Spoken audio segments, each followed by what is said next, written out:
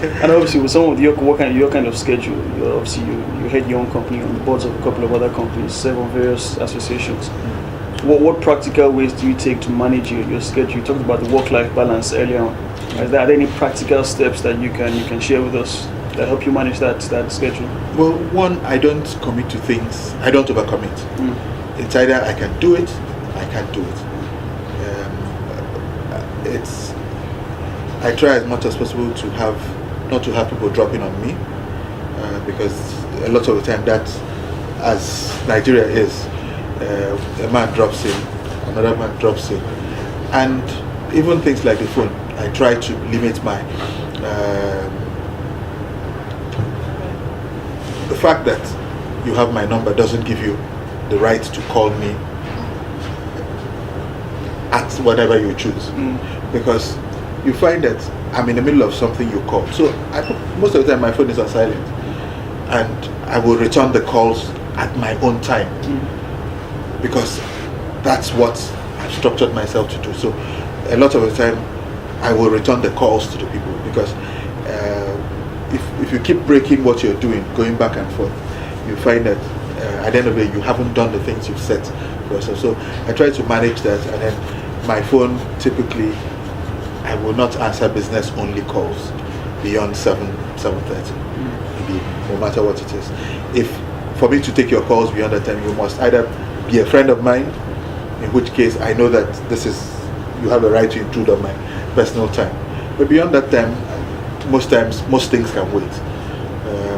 Most things, unless I put you in that mode where we have a project we're implementing, like my boat deployment project over Easter. We have a project we're implementing. I need to be talking to you.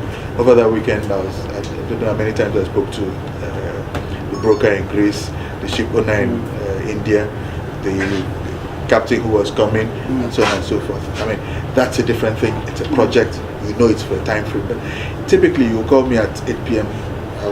I'll look at it. I will see the call. I won't touch it, because I think that at 8 p.m. I deserve a bit of me time.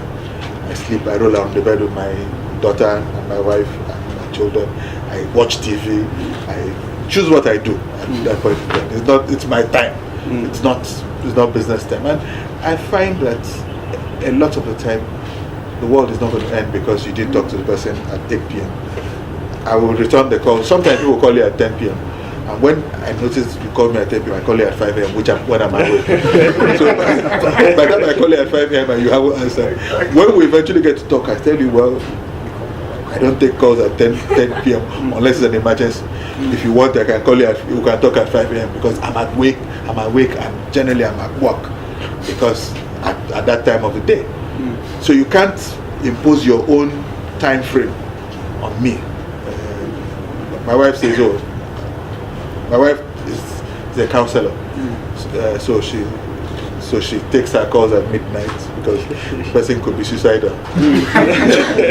True.